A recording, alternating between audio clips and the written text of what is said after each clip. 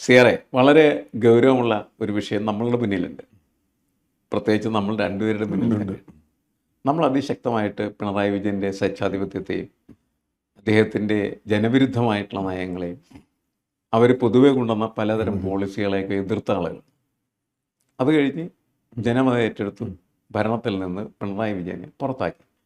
അതിനുശേഷം സതീശൻ വരികയാണ് ചെയ്തത്. സതീശൻ വരുമ്പോൾ നമ്മൾ സതീശനിൽ പ്രതീക്ഷ പുലർത്തുന്നുണ്ട്.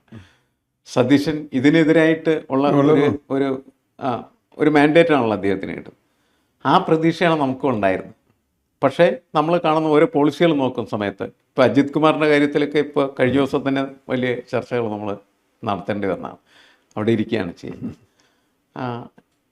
എന്തുകൊണ്ട് ഇങ്ങനെ സംഭവിക്കുന്നു, അല്ലെങ്കിൽ ഇങ്ങനെ സംഭവിക്കുന്നതിനെ നമുക്ക് വെറുതെ നോക്കി നിൽക്കാനായിട്ട് പറ്റുന്ന ഒരു കാര്യമാണ്? ഒരിക്കലുമല്ല. പക്ഷേ നമ്മൾ ഈ ഇലക്ഷന് മുമ്പ് പല രീതിയിലും ചർച്ച ചെയ്തിട്ടുള്ള ഒരു കാര്യം, ഈ തെരഞ്ഞെടുപ്പിൻ്റെ ഫലം വളരെ പ്രത്യേകതയുള്ള ഒന്നാണ്. ഇത് സതീശൻ്റെ ഗുണത്തിനോ UDF നേട്ടമോ മുസ്ലിം ലീഗിൻ്റെതോ അല്ലെങ്കിൽ ഏതെങ്കിലും കമ്മ്യൂണൽ പോളറൈസേഷനോ ഒന്നുമല്ല. കേരളത്തിൽ ഒരു കാര്യം കേരളത്തിലെ ജനങ്ങൾ ഈ ഇലക്ഷനിൽ പ്രഖ്യാപിച്ചിട്ടുണ്ട്. അതെന്താണെന്നറിയാം? ഞാൻ വിചാരിക്കണേ, ഞങ്ങൾ LDF കൂടെയല്ല, UDF കൂടെയല്ല. ആര് തെറ്റ് ചെയ്താൽ അവർക്കെതിരായി ഞങ്ങൾ വോട്ട് ചെയ്യും. ശരി ചെയ്യുന്നവർക്ക് വോട്ട് ചെയ്യാൻ നമുക്ക് ചാൻസ് ഇല്ല. തെറ്റ് ചെയ്താൽ അതിശക്തമായി പ്രതികരിക്കുന്ന ഒരു മധ്യവിഭാഗം, LDF അല്ല, UDF അല്ല, BJP അല്ലാത്ത ഒരു വിഭാഗം ഇവിടെ ഉണ്ട്. അവരാർക്ക് വേണ്ടി വോട്ട് ചെയ്യാം. ഈ മൂന്നിൽ ആർക്കും വോട്ട് ചെയ്യാവുന്ന കുറേ ആളുകളുണ്ട് ഇവിടെ. അതനുസരിച്ച് ഇപ്പോൾ ലോക്സഭാ തെരഞ്ഞെടുപ്പിൽ കോൺഗ്രസിന് വോട്ട് ചെയ്യും, നിയമസഭാ തെരഞ്ഞെടുപ്പിൽ LDF അങ്ങനെയൊക്കെ ചെയ്ത് നമ്മൾ ചെയ്തിട്ടുണ്ടല്ലോ. അങ്ങനെ ചെയ്തിട്ടില്ല. ആ വിഭാഗം പൊതുസമൂഹം, സിവിൽ സമൂഹം എന്ന് പറയുന്നത് ഇപ്പം നമ്മളൊക്കെ അതിനെ റെപ്രസെൻറ്റ് ചെയ്യുന്ന ആളുകളാണ്. അത് വളരെ വലുതാണ് കേരളത്തിൽ. ഈ മെസ്സേജ് ഏറ്റെടുക്കാൻ സതീശന് കഴിയുമോ എന്നുള്ളതാണ് സതീശൻ്റെ മുമ്പിലുള്ള പ്രധാന വെല്ലുവിളി. ആ വെല്ലുവിളി എന്ന് പറഞ്ഞാൽ, ഒന്ന്, ഇപ്പം നേരത്തെ പറഞ്ഞതുപോലെ പിണറായി വിജയനെതിരെ ഉയർന്നു വന്നൊരു വികാരമുണ്ട് പലതരത്തിൽ. ആ വികാരത്തിൻ്റെ ഫലമാണ് തനിക്ക് 102 സീറ്റും ഈ പറഞ്ഞ ജനകീയ പിന്തുണയും കിട്ടിയത് എന്നത് സതീശൻ മറന്നു തുടങ്ങിയോ എന്ന ചോദ്യമാണ് നമുക്ക് ചോദിക്കുന്നത്. താത്വികമായി അതാണ് ചോദ്യം. ഉദാഹരണം, നേരത്തെ പറഞ്ഞു നിരവധി കാര്യങ്ങൾ നിങ്ങൾ ചെയ്തതാണ്. സതീശൻ പറയുന്ന ഒരു പോയിന്റ്, ഞാൻ അത്ഭുതത്തോട് കേൾക്കുന്ന ഒരു കാര്യമാണ്. നിങ്ങൾ ചെയ്തതാണ് എന്ന് പറയുന്നത് ഒരു വക്കീൽ യുക്തിയാണ്. പക്ഷേ ജനകീയ യുക്തി വക്കീൽ യുക്തിയല്ല. ഇപ്പോൾ പൊളിറ്റിക്കൽ യുക്തി അതല്ല. അതാണ് പ്രശ്നം. ജനങ്ങളുടെ യുക്തി, പൊളിറ്റിക്കൽ യുക്തി എന്ന് പറയുന്നത് വക്കീലിന്റെ യുക്തിയല്ല. നിങ്ങൾ പണ്ട് പറയാറുണ്ട്, LDF പറഞ്ഞു നിങ്ങൾ UDF 300 കോടി രൂപയുടെ അഴിമതി ചെയ്തു, അപ്പൊ UDF തിരിച്ചടിക്കും നിങ്ങൾ 500 കോടി രൂപയുടെ ചെയ്തു എന്നാണ്. അപ്പൊ പിന്നെ തീർന്നല്ലോ, കോംപ്ലിമെന്റ്സ് ആയി. അതല്ല ജനങ്ങൾ ആഗ്രഹിക്കുന്നത്. ജനങ്ങൾ ആഗ്രഹിക്കാനാണ് വോട്ട് ചെയ്യുന്നത്, തിരുത്താനാണ്. തിരുത്താൻ നിങ്ങൾക്ക് എത്ര കഴിയും? നിങ്ങൾക്ക് കഴിയില്ലെങ്കിൽ, തിരുത്താൻ പറ്റിയില്ലെങ്കിൽ ഞങ്ങൾ വോട്ട് ചെയ്ത് വെറുതെ ആയി. അന്നപ്പോൾ ഞങ്ങൾ ഈ വിഭാഗം വോട്ട് ചെയ്യാതിരുന്നാൽ പോരെ. ഇപ്പൊ ഈ UDF വേണ്ടി LDF എതിരായി, UDF വേണ്ടിയല്ല. അല്ല, ഇതെന്ന് പറഞ്ഞാൽ നമ്മള് നിലവിലുണ്ടായിരുന്ന ഒരു പോളിസിക്കെതിരായിട്ട് വോട്ടാണ്. ആ വോട്ട് ശരിയായ രീതിയിൽ യൂട്ടിലൈസ് ചെയ്യപ്പെട്ടില്ലെങ്കിൽ നമ്മുടെ വോട്ട് വെറുതെ. അതാണ് പ്രശ്നം. അതൊരു റദ്ദിയയിലാണ്.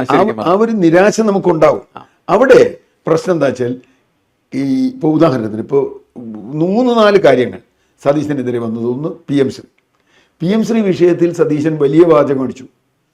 പക്ഷേ താത്വികമായി ഇനി എന്ത് സതീശനും ചെയ്യണമെന്നുള്ള ഇപ്പോഴും തീരുമാനമായിട്ടില്ല. അതവിടെ നിൽക്കട്ടെ. ഞാൻ പറയുന്നത്, ആ കണ്ടീഷൻസിന് കീഴടങ്ങി അങ്ങനെ തന്നെ മുമ്പോട്ട് പോകാനാണെങ്കിൽ പിണറായി ആയാലും പോരെ, മതി. ഇനി വിഴിഞ്ഞം വന്നു കഴിഞ്ഞപ്പോൾ ഞാൻ ഇവരുടെ മറ്റു വാദത്തിൽ സമ്മതിക്കുന്നില്ല. അദാനി സതീശനെ പിടിച്ചു എന്നൊന്നും ഞാൻ സമ്മതിക്കുന്നില്ല. കാരണം അദാനിക്ക് സതീശനൊന്നും വേണ്ട. അല്ല, അതൊക്കെ പോട്ടെ. അദാനിക്ക് ഈ ഇന്ത്യ മുഴുവൻ കയ്യിലാണ്. മോദി കൈകളിലെടുത്തിരുന്ന സതീശൻ എന്തിനാണ് അദാനിക്ക്? അതല്ല പ്രശ്നം. ആ വിവാദങ്ങളിലല്ല പ്രശ്നം. എന്താ വെച്ചാൽ, ഈ വിഷയത്തിൽ മുൻപ് തീരുമാനം നിങ്ങളെടുത്തു, അതുകൊണ്ട് ഞങ്ങൾ തുടരുന്നു. ഇത് തന്നെയല്ലേ LDF പറഞ്ഞേ. ഉമ്മൻചാണ്ടി ഒപ്പിട്ടു, അതുകൊണ്ട് ഞങ്ങൾ കടൽക്കൊള്ള ഞങ്ങൾ അംഗീകരിച്ചു. അല്ല, നമ്മളുടെ ജനങ്ങളുടെ പ്രശ്നം എന്ന് വെച്ചാൽ ഇവര് പറയുന്ന യുക്തിയല്ല. അതാണ് കാര്യം. ഇപ്പൊ PM ശ്രീ പദ്ധതിയിലായി കഴിഞ്ഞാൽ എന്താണ് നിങ്ങൾ എടുക്കേണ്ട നിലപാട്? അതല്ലേ പ്രശ്നം. അതാണ് ആ കാര്യം. ഇവർ മാറിയില്ലെങ്കിൽ, നിങ്ങൾ ഓരോ വിഷയത്തിലും അതേ നിലപാട് നിങ്ങൾ ചെയ്യുകയാണെങ്കിൽ, അവർ ചെയ്തു എന്ന ന്യായീകരണമാണ് പറയുന്നതെങ്കിൽ അത് ജനങ്ങൾക്ക് സ്വീകാര്യം. ഇപ്പോൾ അജിത് കുമാറിൻ്റെ കാര്യം ചർച്ച ചെയ്തു. അജിത് കുമാറിനെ അതിനിശിതമായി വിമർശിച്ചിട്ടുള്ളവരെ നമ്മളൊക്കെ. കാരണം എന്താ വെച്ചാൽ, അജിത് കുമാർ തെറ്റായ കാര്യങ്ങളാണ് ചെയ്തിട്ടുള്ളത് അയാൾ, പ്രത്യേകിച്ച് ഈ വിഷയത്തിലും കൂടി. ഇപ്പം ഈ എന്താ പറയുക, സുരക്ഷ. അല്ല, അത് മാത്രമല്ല ഞാൻ പറഞ്ഞത്, അദ്ദേഹത്തിന്റെ വിവാദമായ എല്ലാ വിഷയങ്ങളും പൂരം കലക്കൽ മുതൽ എല്ലാ കാര്യവും മുഴുവനും, മറ്റേ ദത്താത്രേയെ കാണാൻ പോണതും, ഇതിൽ ഇപ്പോഴും ഇവിടെ കിടന്ന് പരിങ്ങാണ്.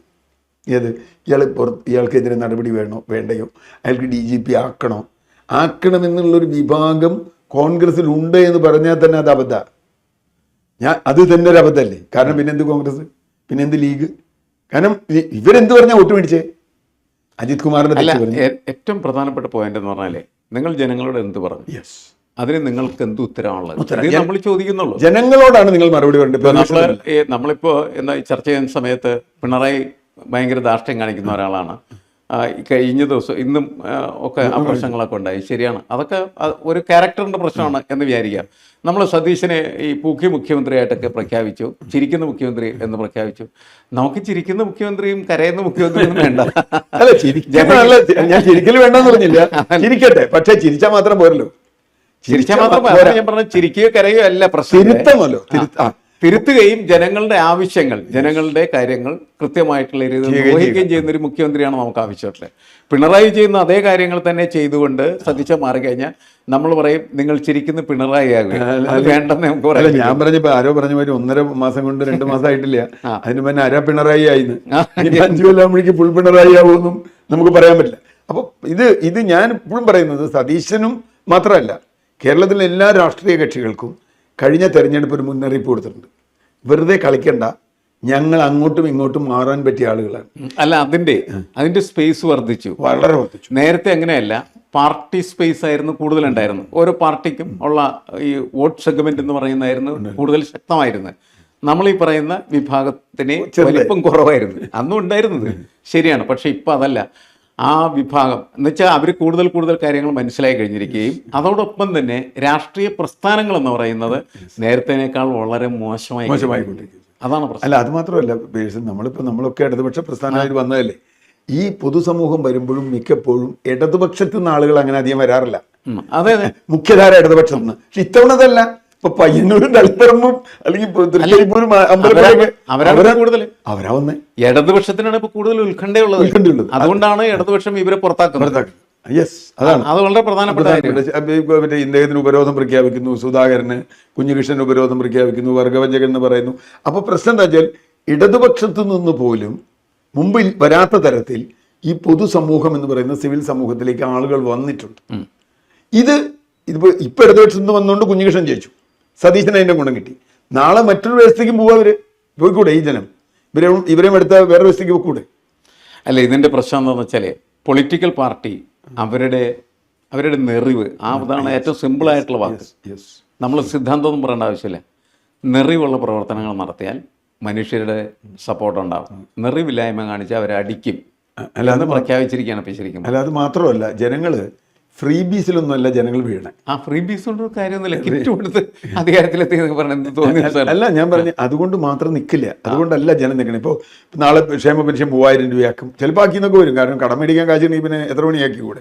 അതല്ലല്ലോ ചോദ്യം. അതാക്കുന്നതല്ല. അത് പറയുന്നത് എം മണിയൊക്കെ പറഞ്ഞ പോലെയുള്ള വർത്തമാനമാണ്. നമുക്കത് പറയാൻ പറ്റില്ല. നേരെ മറിച്ച് ജനങ്ങൾക്കൊരു കമ്മിറ്റ്മെന്റ്, ജനങ്ങളോടൊരു കമ്മിറ്റ്മെന്റ് ഉണ്ട്. നിങ്ങൾ നേരത്തെ പറഞ്ഞതുപോലെ ഞങ്ങൾ ഇന്ന കാര്യത്തിനാണ് വരുന്നത്, ഇവർ ഇന്നെ തെറ്റാ ചെയ്തിട്ടുള്ളത്, അത് ഞങ്ങൾ തിരുത്തും. പഴയ ഗവൺമെന്റിന്റെ തുടർച്ചയല്ലത്. തുടർച്ചയാവണ ചില കാര്യങ്ങളുണ്ടാവും. കാരണം ഇപ്പോൾ തുടർച്ച എന്ന് പറയുന്നത് അപ്രസക്തമാണെന്നാണ് ഞാൻ പറയുന്നത്. പൊളിറ്റിക്കലി അതായത് സാങ്കേതികമായ പല കാര്യങ്ങളും തുടർച്ചകൾ ഉണ്ടാകാം, അത് വേണം. പക്ഷെ പൊളിറ്റിക്കലായിട്ട് തുടർച്ചയില്ല. പൊളിറ്റിക്കലായിട്ടുള്ള തുടർച്ച ഉണ്ടെങ്കിൽ പിന്നെ നമ്മളെന്തിനാണ് അവര് മതിയില്ല. 5 കൊല്ലം മുൻപ് അത് ഇവര് മനസ്സിലാക്കണം. പൊളിറ്റിക്കലായിട്ട് സതീശൻ മനസ്സിലാക്കേണ്ട പ്രധാനപ്പെട്ട കാര്യം എന്ന് വെച്ചാൽ പൊളിറ്റിക്കലായിട്ട് തുടർച്ചയില്ല. ഇത് പുതിയ സാധനമാണ്.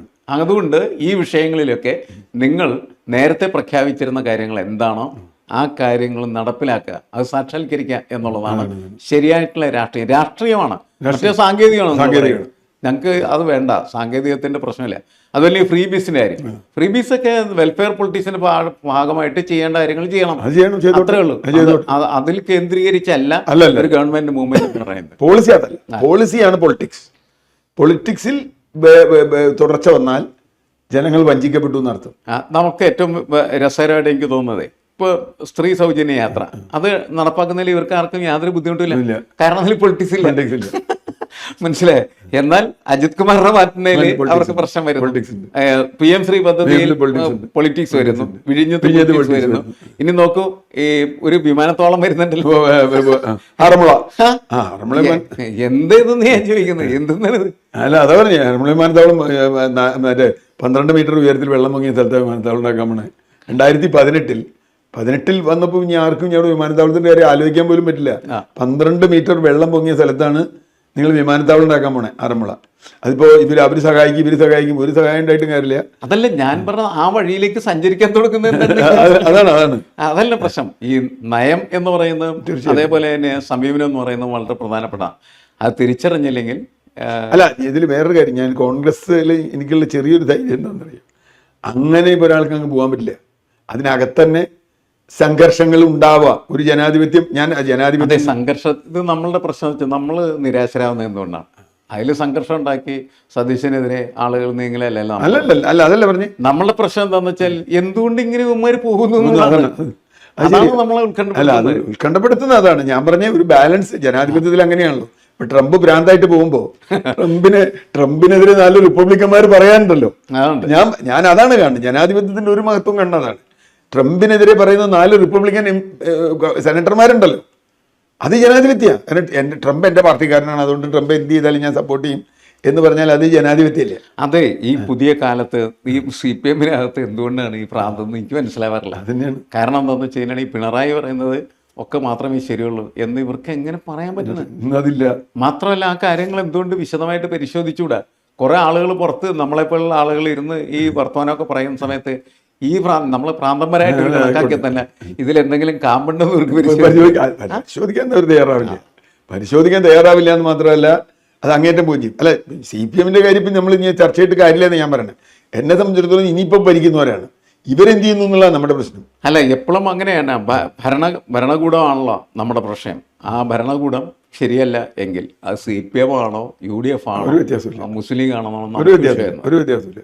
അവര് ശരിയല്ലെന്ന് പറഞ്ഞ് അവർക്കെതിരായിട്ട് അതിശക്തമായിട്ടുള്ള നിലപാടെടുക്കാൻ നോക്കും. അവർ തിരുത്താനാണ് നമ്മൾ ആവശ്യപ്പെടുന്നത്. അല്ലാണ്ട് അവരും ഈ പറഞ്ഞ പോലെ ഇയാൾ രാജിവെച്ച് വേറെ ആൾ വന്നിട്ട് എന്തായാലും ഒന്നും കാര്യമില്ല. തിരുത്തന്നെ വേണം, നയം തിരുത്തണം.